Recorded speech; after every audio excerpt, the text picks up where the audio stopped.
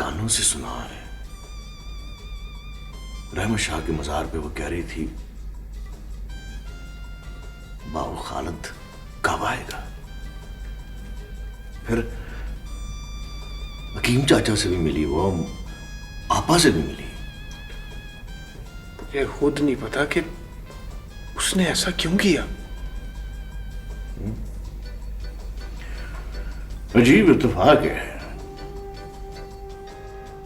जिस दिन तुम लाहौर से गायब हुए हो,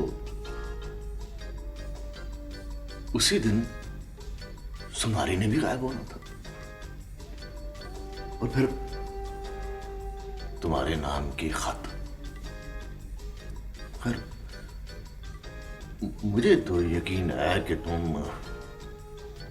इसमें मुलव्वस नहीं हो।